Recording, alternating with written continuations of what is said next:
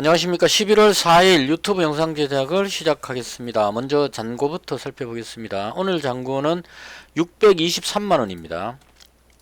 해서 플러스 6만원입니다. 또 운이 좋았습니다. 오늘도. 그리고 오늘 방송부터 제가 좀 말을 좀 빠르게 하겠습니다. 혹시 들으시다가 너무 빨라서 잘 못 알아들으시겠으면 제가 경상도 사투리가 좀 나오기 때문에요. 댓글에 남겨주시면 속도 조절을 해보도록 하겠습니다. 왜냐하면 방송 시간이 길어지는 건 좋지 않은데 하고 싶은 말은 너무 많고 그래서 사전에 준비도 없습니다. 그냥 그 장 끝나고 나서 물 한 잔 마시고 바로 녹화를 하는 겁니다. 그래서 머릿속에 떠오르는 대로 오늘 제가 장중에 봤던 것들을 가감없이 그대로 쭉 이야기하도록 하겠습니다. 다들 뭐 잘하시니까요. 격식 갖춰가면서 서론 본론 이렇게 할 필요 없을 것 같아요. 이제는 제가 하는 스타일 다들 아실 거고 오랫동안 구독하신 분들은. 그래서 핵심적인 것만 콱콱 집어 가지고 어차피 뭐 이 주식이라는 도박판에서 경험이 쌓여야 된다 이런 관점이기 때문에요. 아무리 상세하게 설명하더라도 그게 단기간에 해결되는 건 아니고 긴 시간 동안 경험을 충분히 쌓아야 된다 이런 관점으로 봅니다. 그래서 규칙 없이 막 이야기하겠습니다. 지난밤에 미정신에 또 올라갔습니다. 파월 연준 의장이 제가 방송할 때 말씀드렸죠. 금리 인상 부분에 대해서 이미 예상된 그 범위를 크게 벗어나지 않으면 정신은 상승할 것 같다 이렇게 말씀을 드렸습니다. 그런데 나스닥 지수가 1% 올랐고 필라델피아 반도체 지수가 지금 1.16%나 올랐습니다. 이거 보시면 뭐 독일 증시는 큰 변화가 없었는데 이 필라델피아 반도체 지수가 지금 그냥 막 솟구치고 있습니다. 그리고 다우지수도 올라가고 있고 나스닥도 보시면 이렇게 강하게 올라가고 있죠. 그래서 이런 흐름이라면 시장이 완전히 상승 추세로 돌아섰다 이렇게 보이거든요. 그래서 오늘 장에 국내 증시가 상승할 것으로 예상을 했는데 이게 정말 이해가 안 된다는 겁니다. 코스닥이 0.36% 하락해 버렸습니다. 이게 지금 그래서도 볼까요? 그래서는 그나마 상승하긴 했는데 플러스 0.25% 이렇게 됐습니다. 이게 제가 생각하는 범위에서는 이해가 안 됩니다. 왜 이렇게 됐는지. 특별히 매도한 사람도 없었어요. 외국인 기관이 어제 거래소에서 팔았던 거 다시 매수했고 코스닥은 개인이 매도했고 기관이 매수를 했습니다. 지금 기관이 지금 계속 매수 들어오고 있는 그런 상황이고요. 기관도 눈치챘을 겁니다. 이제는. 그러니까 시장이 상승 추세로 돌아서는데 물량이 없다는 얘기예요. 근데 여기서 그냥 제가 짐작해 보자면 기관이나 외국인이 매수해버리게 되면 오늘 같은 날 매수를 해버리게 되면 미정시가 상승했는데다가 매수해버리게 되면 강하게 쫙 올라가 버리게 될 수도 있거든요. 그럼 이렇게 되면 물량을 안 가지고 있는데 매수를 하면서 쭉 땡겨 올려버리면 이 매수 단가가 너무 높아진다는 얘기죠. 전체적으로. 그래서 아마도 이런 날 끌어올리면 급등해버리니까 오히려 누르는 어떤 모션을 하지 않았을까. 그러니까 뭔가 악재가 있는 듯한 냄새를 풍기면서 누르는 그런 모습이 나오지 않았을까 이런 생각을 합니다. 특별하게 지금 악재로 작용하는 건 없는 것 같고 지금 제가 그냥 조금 찜찜하게 생각되는 것은 어제도 나왔던 요소수 부족 현상 이게 단순하게 요소수만의 문제가 아닌 것 같더라고요. 어제 왜냐면 히토류 관련주 유니온이 상한가 들어갔었기 때문에 요소수인데 왜 히토류가 상한가 들어갔을까 이걸 이제 제가 찾다가 보니까 일단 대만하고 중국하고가 좀 문제가 되는 것 같아요. 최근에 뉴스 제가 봤던 걸 기억하면 대만에서 미군이 주둔한다는 이런 쪽의 이야기를 하는 거에 대해서 중국이 강하게 반발하고 뭐 이렇게 해서 대만 쪽의 관계가 지금 상당히 좀 안 좋아지는 듯한 그래서 유튜브 영상 같은 거 보시면 그런 시나리오에 대한 이야기 하는 게 있습니다. 만약에 중국이 대만을 공격하면 주한미군이 대만을 지원하러 가게 될 거고 그러면 한국군이 같이 따라서 대만을 지원하게 될 것이다. 뭐 이런 시나리오. 그럼 그렇게 하면 중국이 쉽게 못 이길 것이다 라는 이런 전망을 내놓는 그런 전망이 있었고 거기에 대해서 중국 쪽에서 하는 이야기는 북한이 있기 때문에 한국이 대만을 도우러 빠질 수는 없을 것이다. 그리고 북한은 중국의 어떤 명령을 받아서 움직이는 그런 우호국이기 때문에 섣불리 못 움직일 것이다. 뭐 그런 쪽으로 해서 대만을 공격하는 듯한 이런 쪽의 시나리오가 지금 계속 나오고 있는 것 같습니다. 그래서 그럴 일은 없겠지만 그렇게 되면 3차 대전까지도 갈 수 있기 때문에 그렇게 될 일은 없겠지만 제가 염려하는 것은 최근에 중국 쪽에서 흐름이 좀 그 느낌이 안 좋다는 겁니다. 보시면 중국 증시가 지금 크게 힘을 못 쓰고 있다는 이 부분요. 그리고 뭐 요소수 부족 이런 것도 석탄이 부족함으로 해서 석탄에서 거기 뭐 암모니아를 뭐 차출하는 거 해가지고 그걸 가지고 그 요소라는 걸 만든답니다. 그래서 그 석탄 부족 이런 사태 등으로 인해서 지금 이 발생된 상황인 것 같은데 제가 예상하기로는 이거 그렇게 뭐 오래 갈 것 같지 않고 해결이 될 것 같다는 생각이 들어요. 석탄은 뭐 좀 부족하더라도 요소수 이것도 언론에서 하도 막 떠들어서 그렇지 제가 봤을 때 뭐 사재기 하는 거 통제만 딱 하고 잘 관리하면 그렇게 뭐 심각한 문제는 아니지 않느냐 이런 생각이 드는데 일단 시장이 좀 그 자꾸 불안하게 움직이니까 그래서 개인적으로 오늘 같은 장은 국내 증시가 많이 올라야 된다고 생각을 했었거든요. 근데 그럼에도 불구하고 눌려버렸기 때문에 제가 예상하는 것과 달라져 버렸죠, 판이. 그래서 저는 일단 제 예상과 다르게 뭔가 움직이면 그 현금화를 시키는 쪽으로 잡습니다. 그 분명히 좋았고 미국 증시도 좋았고 파월 연준 의장이 금리 인상도 내년 중반기 후반기로 이야기를 해가지고 금리 인상 우려감도 없고 그럼 당장 눈앞에 있는 악재가 없는데 그럼에도 불구하고 이게 미증시가 상승했는데도 불구하고 더군다나 필라델피아 반도체 지수가 급등했는 이런 상황인데도 불구하고 삼성전자가 못 올라가는 이런 이상한 현상이 생기면서 눌려버렸다는 게 제가 이해가 도저히 안 된다는 얘기죠. 그래서 이런 느낌이 들어서 제가 그동안 계속 올라간다는 말씀을 드렸는데 조심해야 되겠다 이런 쪽으로 말씀드리겠습니다. 지금 시황을 되게 길게 말씀드린 이유는 제가 10월 달에 10월 말에 10월 중순에 제가 그 방송할 때 그 말씀 드렸었습니다. 증시가 상당히 강할 것 같다. 이때부터 강하게 올라갈 것 같다는 이야기를 계속 했었습니다. 그리고 어제까지도 그런 이야기를 했었고요. 상승한다는 쪽으로 말씀드렸는데 10월 달에 이때 제가 뭘 말씀드렸냐면 미국 연방정부의 부채 상한 부분 이 부분을 정액시켜야 되는데 이 정액하는 부분이 원래 9월달인가 협의하다가 그 협의 안 되면은 그 연방 정부가 파산합니다. 상당히 심각한 쪽으로 갈 수 있거든요. 공무원들 월급 못 준다고 생각하시면 되겠습니다. 그러면 난리 나겠죠. 그래서 그 부분이 12월로 연기됐다 이렇게 뉴스를 본 것 같아요. 그 이후에 뭐 새로운 뉴스가 있는지 모르겠지만 그러면 해결이 안 됐기 때문에 12월로 연기됐다는 얘기는 이 맞는지는 정확히 모르겠습니다. 만약 그렇다면 11월 중순쯤 되면 그 악재 부분이 뉴스에 나오기 시작할 거라 이런 얘기입니다. 그래서 제가 10월 달에 이때 방송하면서 10월 말까지는 올라갈 것 같으니까 신경 쓰지 말고 그냥 상승 쪽에 베팅을 하고 11월 들어가면 중순쯤으로 들어가면서 조심해야 된다. 그러니까 제가 저 같은 경우는 현금 비중을 좀 높여가지고 위험도를 줄여야겠다 이런 쪽으로 제가 그 생각을 했습니다. 그래서 그런 관점으로 일단 저는 조심할 생각입니다. 비중을 줄이면서 짧게 매매하는 쪽으로 그렇게 대응을 해야 되겠다. 개인적으로 그렇게 생각을 합니다. 그래서 지금부터는 올라간다 내려간다는 이야기를 웬만하면 하지 않겠습니다. 올라가는지 내려가는지 상황을 보고 아침에 보고 거기에 맞춰서 대응하는 방향으로 그렇게 하도록 하겠습니다.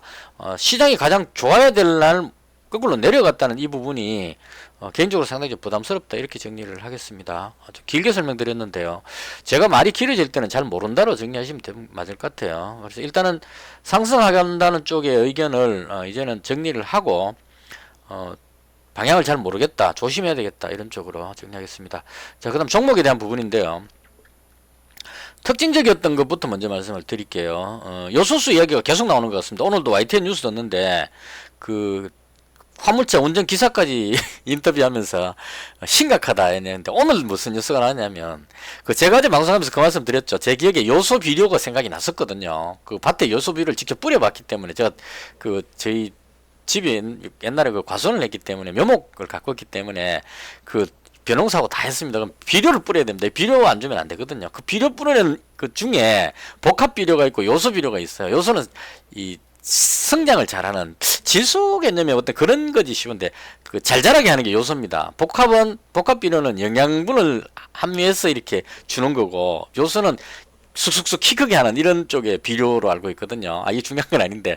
근데 오늘 아침에 뉴스 뭐가 나왔냐면, 비료 그 만드는 회사에서 재료가 그 5분의 1로 줄었다 이렇게 뉴스가 나왔습니다. 없다는 아니고 5분의 1로 줄었다. 그러니까 그 요소수를 만드는 그 원재료를 요소 비료를 만드는 재료를 중국에서 사와가지고 그걸 가지고 가공을 해서 요소 비료를 만드는 것 같아요. 근데 중국에서 수입하는 게 끊겨버리니까 재고가 별로 없는 상황이다 이런 얘기입니다. 그래서 이게 자꾸 줄어드니까 이건 이제 모자라면 요소수 만드는데도 쓰고 막 그 갈라서 쓰겠죠. 가격이 이제 엄청 폭등했으니까. 그러면 그렇게 하게 됐을 때 요소를 만드는 비료 공장이 돈을 벌 것이다로 해석을 하는 겁니다. 그래서 오늘 그 비료 관련주 중에 움직이는 거 보시면 효성 OMB가 제일 먼저 올라갔어요. 이건 맞는 것 같거든요. 제가 예전에 봤을 때 조비 같은 이런 종목보다는 효성 OMB가 아마 요소 쪽 관련되는 그런 비료 쪽이었던 것 같아요. 그래서 얘 효성 OMB를 어제 제가 찾아봤었거든요. 어제 비료도 연결이 되면 이 효성 OMB가 올라갈 건데 라고 생각을 하고 있었는데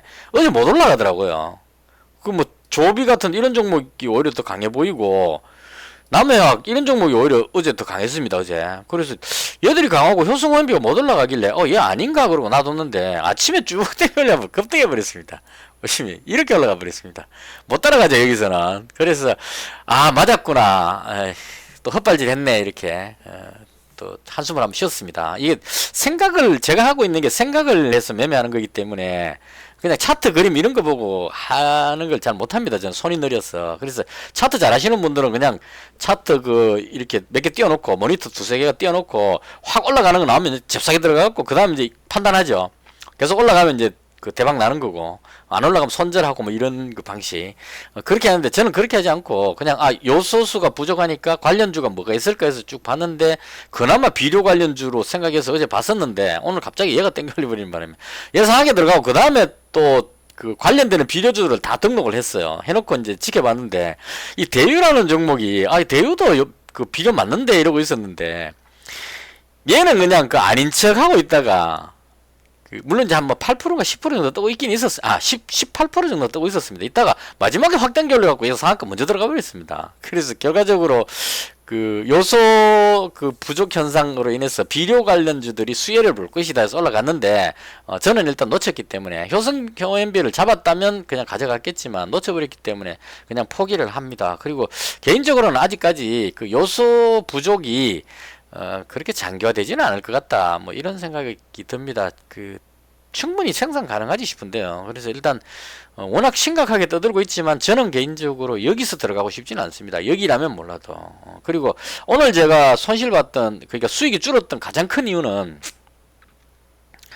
이 태경 BK 때문입니다. 이것도 오늘 진짜 속상했는데요. 왜 속상했냐면 태경 BK도 비료를 만들거든요.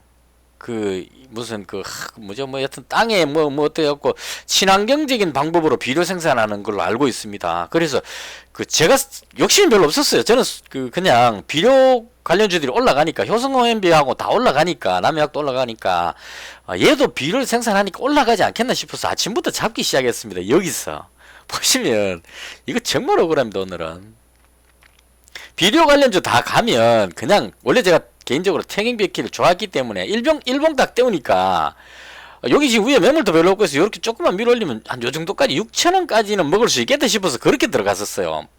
진짜 소박한 마음으로. 그래서 몇 산 거 보시면 태경비키를 5,800원에 잡았습니다.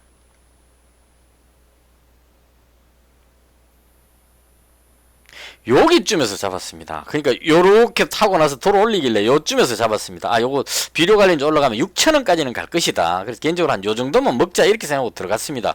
쭉쭉 들어갔는데 갑자기 쫙 올라가 버리는 거예요. 그래서 여기서 가만히 있었으면은 손실이 그렇게 크지 않았을 건데 중간에 또 더 잡았습니다. 맵다고 여기쯤에서 더 잡았던 것 같아요. 여기쯤에서 더 잡았기 때문에 200만원 만들었기 때문에 쫙 올라갈 때 기분이 아주 좋죠. 추가 매수도 잘했다. 여기서 1차 잡고 여기서 잡았는데 잡자마자 그냥 쫙 당겨 올리길래 이거 제대로 걸렸다. 얘가 비료가 확실하다 이렇게 생각을 했다는 얘기입니다. 근데 그게 착각이었어요. 왜 착각이었냐 하면 나중에 여기 와서 그걸 깨달았습니다. 이게 착각이었다는 이유를. 왜냐하면 이거 맞는지 모르겠지만 지금 보시면 결과적으로 쭉 빠져갖고 많이 줄어버렸죠. 제가 여기쯤에서 해갖고 손절했거든요.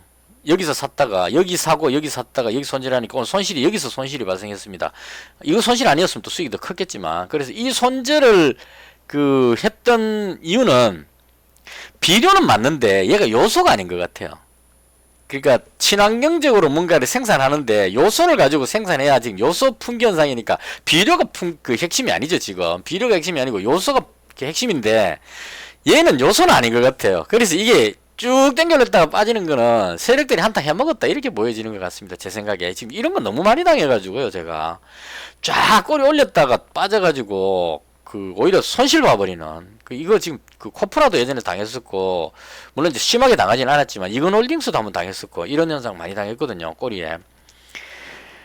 그러니까 보통 이 급등했다가 다시 되돌아와 버리면 거의 이건 아닌 쪽이 거의 맞는 것 같아요. 이게 90% 이상은 아닌데 그 대부분의 사람들은 쭉 올라갈 때 여기서 매수를 했다고 치면 빠질 때 동작 빠른 사람은 손절했겠지만 손절 못하는 좀 속도가 느린 사람들은 이쯤 와버리면 비료가 맞는데 왜 빠지지 이러고 손절을 못하는 겁니다. 계속 못하면 장 후반으로 가면 더 밀립니다. 그래서 이렇게 빠져버리죠. 그래서 이런 상황이 돼버리면 이제 얘는 또 한참 실현의 시간을 또 겪어야 되는 이런 상황이 돼버린다 이 얘기입니다. 그래서 오늘 개인적으로 그 태경 BK 괜히 매수했다가 그것도 200만원씩 여기쯤에 잡았다가 이쯤에서 추가 매수까지 했죠. 근데 뒤로 밀려버리는 바람에 우리 손실해가지고 손실하고 손절받았다 이런 그 안타까움이 있었고요. 그 다음 제가 어제 가지고 있었던 종목 중에 휴마시스하고 SD바이오센스, 코프라 100만 이렇게 가지고 있었는데 아침부터 휴마시스하고 그 SD바이오센스가 밀렸습니다.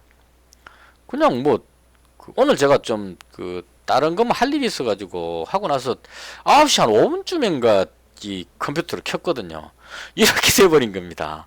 진작 켰으면 본전에서라도 여기서라도 반을 팔 건데 어제 시간에서 또 제가 100만원 더 추가해갖고 200만원치 가지고 있었거든요. 쭉 빠져버렸습니다. 그래서 이 종목 손절했습니다.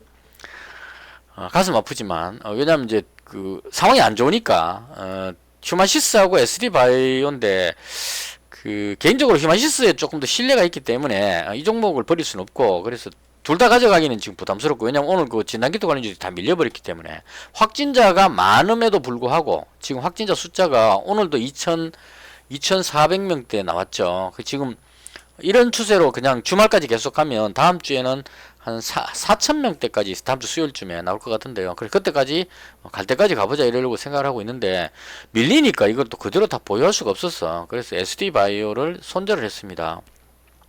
그리고 휴마시스는 뭐 샀다 팔았다 하면서 일단 결과적으로 지금 현재 300만원을 가지고 있는데요. 요건 그 시간의 거리에서 상황 봐서 한 100만원 줄일 생각입니다. 시장 분위기가 좀 안 좋은 것 같아서. 그리고 그 오늘 좋았던 게 그 코프라였습니다. 제가 코프라 100만원 가지고 있었는데 이 종목 그 추가로 매수해가지고 여기서 그 단타 관점으로 그냥 추가 매수했다가 이익 실현 매수했다 이익 실현 이렇게 해가지고 오늘 태경 BK하고 이 진단키트에서 손실 봤던 거를 대부분 만회를 했습니다. 만회를 하고 결정적으로 마지막에 수익 전환했던 게 얘가 시간의 거래에서 지금 상한가 들어갔습니다. 이거 정말 이해할 수 없죠. 특별한 뉴스도 없었고 제가 오늘 했는 이 방법은 이게 괜찮은 것 같더라고요. 뭐냐면 오늘 2차전지 관련주들이 강했거든요. 강했는데 이걸 상승하는 좀 강한 종목들만 제가 종목 그 테마별로 이렇게 뽑아놨기 때문에 강한 종목들만 당일 매매 쪽에다가 등록을 좀 시켜봤습니다. LNF, 에코프로비엠, 삼성 SDI, 에코프로비엠하고 삼성 SDI 이 두 종목이 아마 그 2차전지 쪽에 가장 기준이 되는 종목으로 알고 있거든요. 뭐 이런 식으로 해서 강한데 이 종목들이 계속 강하니까 코프라도 여기에 묻어서 가는 것 같아요. 차량 경량화기 때문에 그런 쪽으로 연결이 되는 것 같아요. 2차전지하고 전혀 그 부품 생산 이런 건 아닌데 2차전지라는 게 전기차 쪽이니까 결과적으로 차량 경량화 이렇게 연결되는 것 같습니다. 그래서 오늘 이 종목들이 거의 같이 움직였거든요. 그래서 얘들이 강하길래 코프라를 추가 매수하고 어쩌고 저쩌고 해갖고 최종적으로 장 끝날 때 130만원을 남겨놨었어요. 남겨놨는데 시간에 들어가서 상한가 들어가 버렸습니다. 그래서 그 상한가에 팔지는 못하고 8.8% 이때 웬 떡이냐 그러고 팔아버렸습니다. 근데 팔고 나니까 지금 이게 확실하게 지금 상한가로 뭐지 묶어버렸는데요. 이게 그 이런 흐름 나오면 이런 경우가 많더라고요. 앞쪽에 매물대를 다 벗기고 종가 고가로 딱 마감됐을 경우 이럴 때 그 다음날 갭으로 뜰 가능성이 상당히 높더라고요. 이거 예전에도 몇 번 경험한 것 같은데, 그래서 오늘 흐름이 아마 이 종목을 컨트롤하는 세력이 끝까지 땡겨 올려 가지고 그 상한가 맞춰 놓고 그 꼬리 없이 그냥 고점 마감 시켜 놓고 그 다음 시간에서 물량으로 그냥 확 당겨 버리는 것 같고, 이렇게 되면 내일 갭으로 뜰 겁니다. 그래서 제가 이거 좀 아까울 수도 있습니다. 보시면 제가 코프라에 대해서 계속 이야기를 했었죠.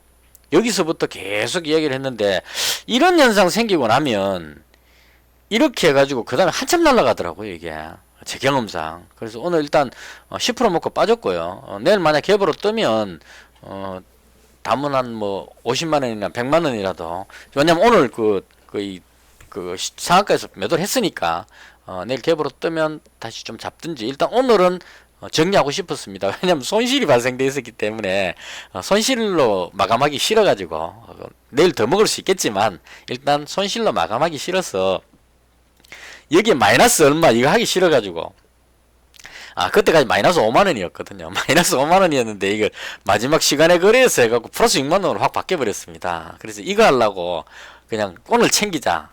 제가 이렇게 예전에도 한 방송한 적이 있었는데, 그 남북경협주 조비 때 그 얘기 한 적이 있었는데, 그 조비가 그 다음날 25%가 올라갔었어요. 그래서 10%에 팔았는데 25%까지 올라가는 걸 보면서 가슴 아팠는데, 그렇더라도 오늘 팔았습니다. 돈 지는 게 좋다 이런 생각이 들었어. 근데 시간에서 지금 안 풀리고 계속 이렇게 매수 잔량을 쌓는 걸로 봐서 세력들이 그냥 작정하고 땡기는 그런 게 아닌가, 개인적으로 그렇게 생각을 합니다. 근데 뭐 먹었으니까 만족합니다. 여기에서 또 10%를 더 먹었으니까 이 정도면 충분하다, 이렇게 말씀을 드리겠습니다. 자, 그 다음 마지막으로 오늘 제가 종가에 한 종목을 더 편입했어요. 어제 방송할 때 제가 말씀드렸는데, 국민의힘 경선이 내일 2시에 발표된답니다. 이 시간도 매매 안 하실 분들은 관계없는데, 혹시 매매하실 것 같으면 2시에 발표되니까 2시쯤 되면 난리 난다, 이렇게 보시면 될 것 같아요. 그때 이제 눈치 싸움입니다. 근데 제가 봤을 때는 2시 되면 둘 다 내려올 것 같아요. 이게 급등했다가 급락했다가 막 난리 칠 겁니다. 그래서 마지막 종가에 DSR이라는 종목을 100만원치를 잡았습니다. 이건 시간에 의해 됐는가요? 별로 안 밀리고 있죠. 이걸 잡은 이유는, 이거 위험하니까 웬만하면 안 하시는 게 좋겠습니다. 근데 제가 지금 샀기 때문에 설명을 드릴게요. 오늘 보시면 홍준표 관련주인 경남스틸이 12%나 빠져버렸습니다. 자, 그러면 윤석열 관련주 올라가야 되는데, 윤석열 관련주의 덕성은 그나마 4% 정도밖에 안 빠졌는데 애니 능률이 5% 정도 빠졌습니다. 상대적으로 좀 덜 적게 빠지긴 했는데, 이걸 또 다시 보면 최근에 경남스틸이 좀 끌어올렸었고, 애니 능률 같은 이런 종목은 매우 비슷했네요. 오늘 흐름으로 봤을 때는 왠지 윤석열 후보가 이길 것 같은 이런 느낌이 살짝 드는 분위기로 후반에 이런 모습도 있었어요. 위즈코프가 갑자기 쭉 끌어올리면서 덕성이 상승 전환할 때도 있었습니다. 보시면 분봉으로 보시면 후반부에 상승시켜갖고 끌어올리는 듯한 모습이 쫙 나왔었어요. 이거 올라갈 때 경남스틸이 뒤로 밀려버린 겁니다. 얘가 올라가니까 사람들 생각에 윤석열이 이기는 갑다 싶어가지고 홍준표 관련주를 다 던져버리는 거예요. 그래서 경남스틸이 이때 그냥 쭉 흘러내려 버렸죠. 쭉 빠져버렸죠. 요 시점에. 그러니까 저쪽에서 덕성이 쭉 올라가니까 적구나 싶어갖고 이거 가지고 있는 사람들이 가뜩이나 불안한데 쭉 던지면서 그 던지는 힘으로 그냥 쭉 빠져버린 겁니다. 못 들어올렸죠. 근데 오늘 제가 YTN 뉴스를 보면서 소위 정치 쪽의 전문가라는 사람들 와갖고 여러 가지 얘기를 했었는데 다 들어봤는데요. 오늘 출연 정치 관련한 패널들 중에 예상 어떻게 하십니까? 물어봤을 때 누가 이기겠다고 말하는 사람이 아무도 없었습니다. 모르겠다 그랬습니다. 전부 다. 도저히 모르겠다. 이번에는 예측이 불가능하다. 이런 쪽의 이야기였습니다. 그래서 제가 봤을 때 홍준표 후보가 이길지 윤석열 후보가 이길지 아무도 모르는 것 같아요. 지금은 알면 벌써 방향을 잡았겠죠. 둘 다 내려왔다는 얘기는 자신 없다 이런 얘기입니다. 둘 다. 그래서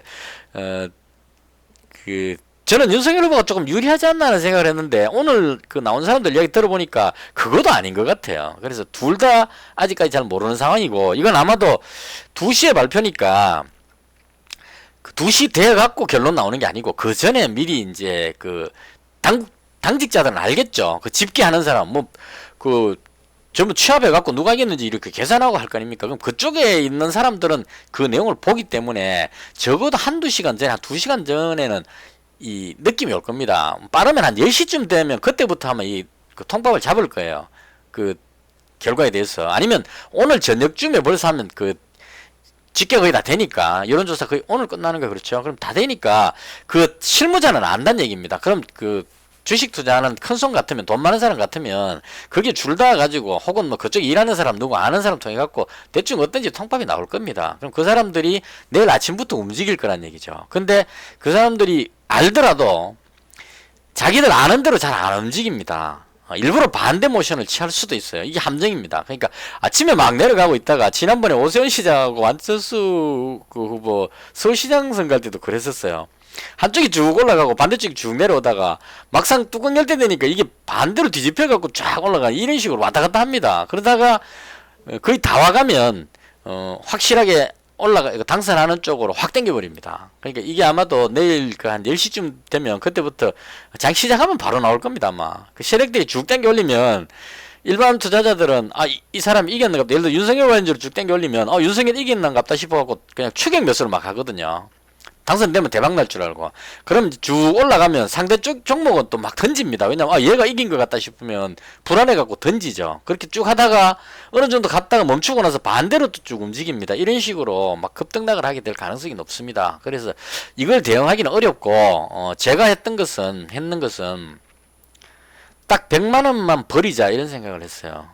그러니까 이거 뭐 떨어져 갖고 예를 들어서 한 10% 빠지면 10만원 빠지고 20% 빠지면 20만원 빠지죠. 근데 이 DSR이라는 종목은, 그래서 제가 일부러 경남스틸을 안 잡고 쟤를 잡은 겁니다. 왜냐면 경남스틸을 잡았다가 홍지표가 떨어져 버리면 하한가까지 나갈 수도 있다는 얘기입니다. 왜냐면 끝나버리면 이제 이 올라간 부분을 전부 다 던져야 되기 때문에, 여기는 이제 그나마 좀 그게 아니었기 때문에 이까지 빠질 수 있다는 얘기, 여기까지. 그래서 너무 많이 올랐던 종목은 잡으면 여기까지 빠져버리면 손실이 너무 크니까, DSR 종목은 그나마 올라갔던 거 다 빠져갖고 지금 여기 와 있기 때문에, 이 종목은 홍준표 관련주로 편입된 자리가 여기에서 편입이 됐습니다.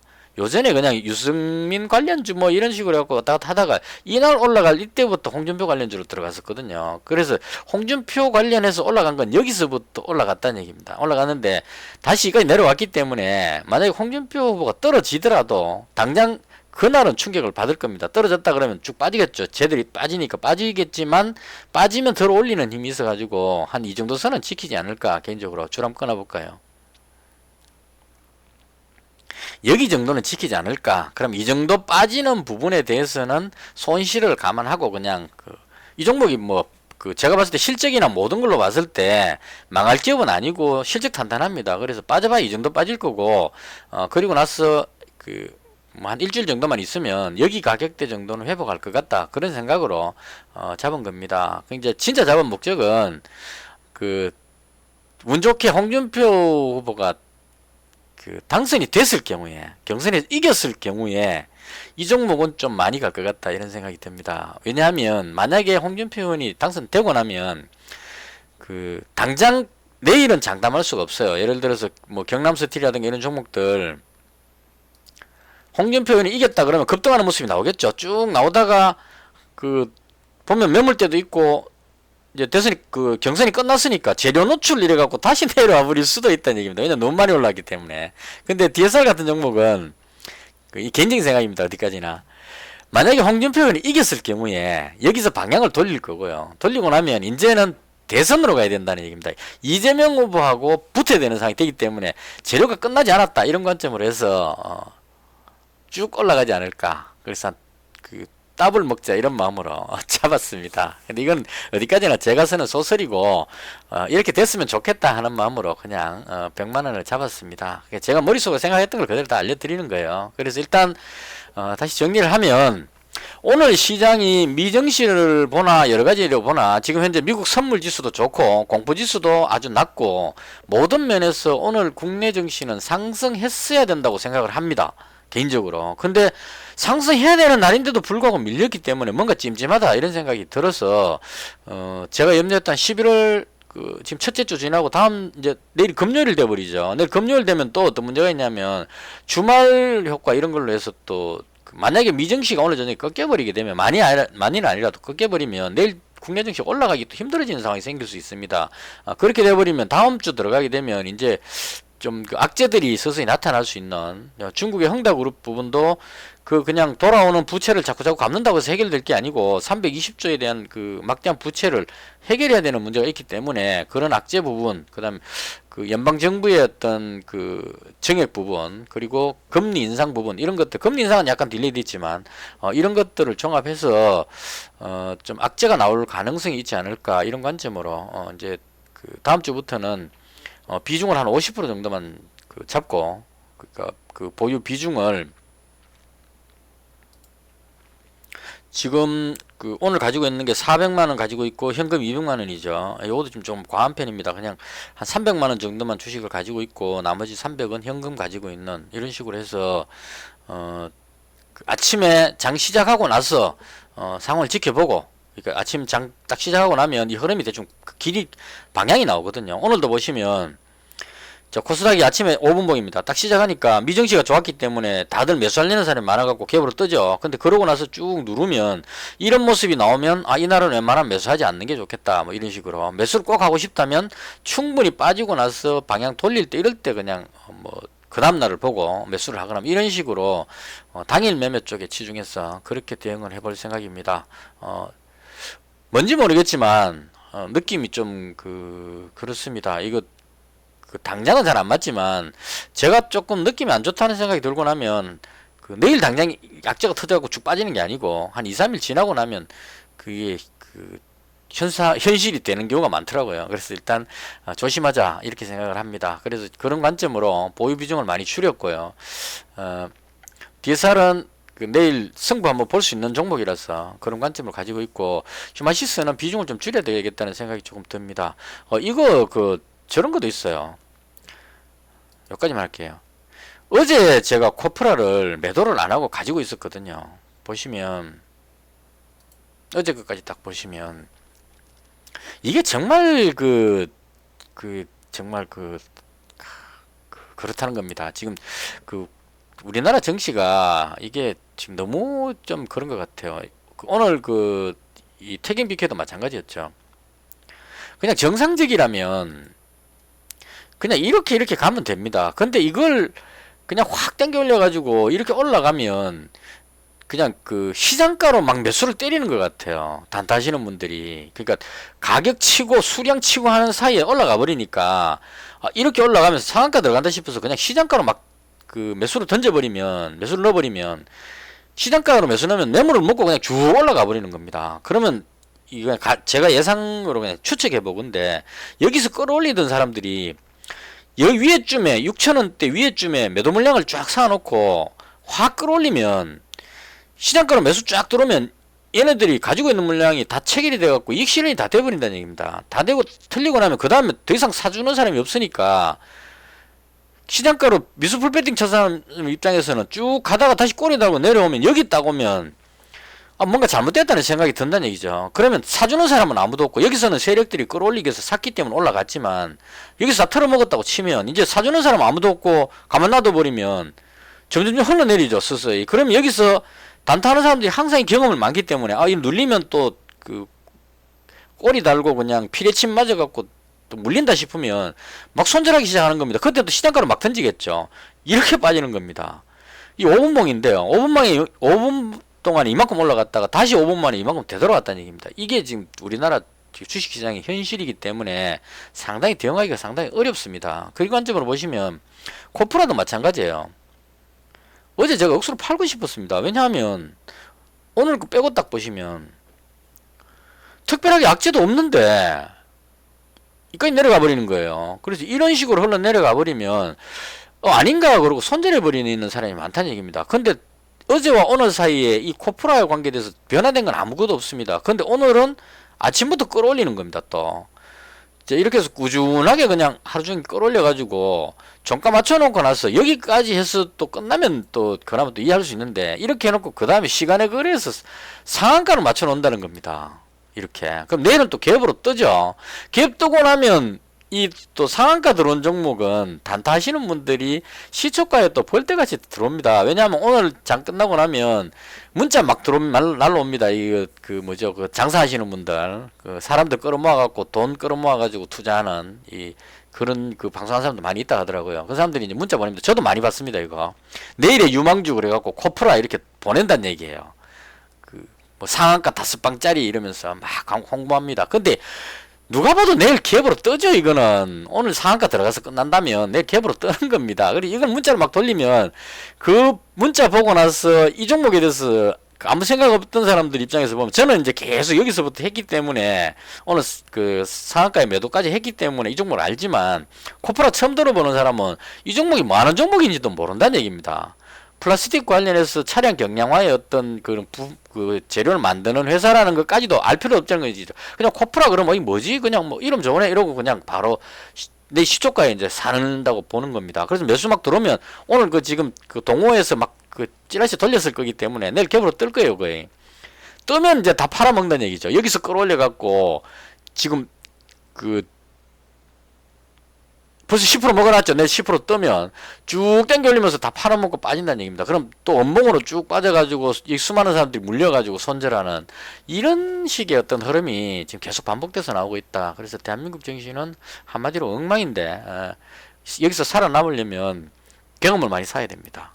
오늘같이 뭐 이런 식의 저도 지금 이거 오늘 정말 그 아깝게 생각합니다. 큰 욕심 없이 그냥 6천원만 먹자 그러고 있었는데 갑자기 쫙 땡겨 올리니까 이거 갑자기 마음이 확 바뀌어가지고 상한가다 이러고 가만히 있어 버리게 되는 거예요. 아니었으면 그냥 팔려고 딱 준비하고 있었겠죠. 급등하면 팔 건데 너무 강하게 올라가 버리니까 야, 이 상한가 먹으면 내일 얼마 더 먹지 이거 생각하고 있었어요. 일봉 딱 보시면 이 매물이 있기 때문에 오늘 6천원을 돌파하고는 이평선이 있어가지고 여기를 넘어가면 안 되는 자리인데 이걸 순식간에 돌파해 버리니까 이게 진짜 비료 관련주이기도 하고 요소수 이야기도 있는데다가 이만큼 땡겨 올려버리니까 내일이 상한가다 이런 생각까지 들어버리는 겁니다. 그래서 순간적으로 안 팔고 있어 버렸는데 그렇게 결과적으로 손실 봐버리는, 잘 잡아갖고 여기서 잡고 여기서 잡았는데 결과적으로 여기서 손절하는 이런 비참한 상황이 발생한다 이런 얘기입니다. 넉넉히 좀 길었고요. 그 대충 이렇게 해서 개인적으로 봤을 때 시장이 좀 혼란스럽습니다. 그냥 자연스럽게 올라가줬으면 좋겠는데 너무 막 뒤죽박죽인 것 같고 그런 상황이라서 좀 조심해야 되겠다 이렇게 생각을 합니다. 오늘 두서없이 막 이야기를 했는데요. 혹시 뭐 말이 빠르거나 이런 부분들이 있으면 댓글 주시면 참고를 하겠습니다. 그래서 앞으로 방송은 그냥 제 느낌 그대로 두서없이 막 이야기하도록 그렇게 하겠습니다. 그리고 오늘 그것도 있었습니다. 지금 37분이 됐는데 오늘 그 원전 관련주들이 좋았었어요. 지금 이렇게 되니까 별로 안 서전기전 한가 들어가 버렸네요. 야, 이것도 틀어먹었단 말이야. 원래 원전 관련주에 여기 끌어올릴 때 서전기전이 대장격으로 올라갔었어요. 그리고 한전산업, 그 다음에 한전기술 뭐 이런 종목들이 이제 그 2차적인 대장격, 두산중공업 포함해서 강한 종목이었고요. 그리고 이제 잡다한 종목들 중에 한전 KPS 수리하는 이런 쪽이고, 한신기계도 이거 묶이는 것 같습니다. 그 다음 뭐 우진이라든가 우리기술, 뭐 보성파워텍 이런 기타 등등 뭐 티플렉스까지 뭐 이런 식으로 있습니다. HRS도 마찬가지고 이렇게 있었는데요. 이게 이렇게 돼버렸네요. 서전기전 때문에 무너진 것 같으네요. 오늘 이 한전기술이 상한가 살짝 터치했던 것 같은데요. 28%까지 올라갔습니다. 두 틱만 더 올라가면 상한가 가는 위치까지 올라갔었어요. 갔다가 마지막 끌어올리려고 하다가 좀 밀렸는 상황이 생겼는데요. 제가 오늘 단타로 한신기계를 매매를 해봤거든요. 여기쯤에서 한번 들어갔다가 만원인가 손실 보고 손절했었고, 여기쯤에서 들어가서 만원인가 벌고 정리했습니다. 그래서 오늘 본전으로 빠졌는데요. 갑자기 그냥 쭉 흘러내려갖고 이렇게 빠져버렸습니다. 이게 한 16%대까지 갔었던 걸로 18%대까지 갔던 걸로 기억하는데요. 이렇게 빠져버렸습니다. 순식간에 흘러내려버리죠. 그래서 이런 식으로 시장이 너무 급변하는 이런 흐름이 좀 나오는 것 같습니다. 그래서 이것도 좀 왠지 털어먹는 것 같은, 서전기전을 미처 못 봤는데 얘가 원래 대장격이었는데 얘가 한가 가버리면 좀 암울해지는데요. 한전산업, 그래도 한전산업은 끝까지 지키겠다 이런 생각이 있는 것 같습니다. 서재 기자님 무슨 개인적인 그 종목에 어떤 악재가 있지 않을까 이런 생각이 살짝 들고요. 나머지 종목들은 그대로 유지하고 있는 걸로 봐서 원전 테마는 아직 살아있다 이렇게 보는 게 맞을 것 같습니다. 그래서 일단 이 종목들도 좀 강했었는데 제가 한번 해봤었는데 결과적으로 한신기계 털고 나온 건 잘했다 이런 결과론적으로 그런 생각이 좀 듭니다. 그리고 뭐 나머지는 특별한 게 없었던 것 같으네요. 그래서 대충 이것을 해서 제가 봤던 시장에 대한 설명을 모두 마치겠습니다. 시청해 주셔서 대단히 감사합니다. 마치겠습니다.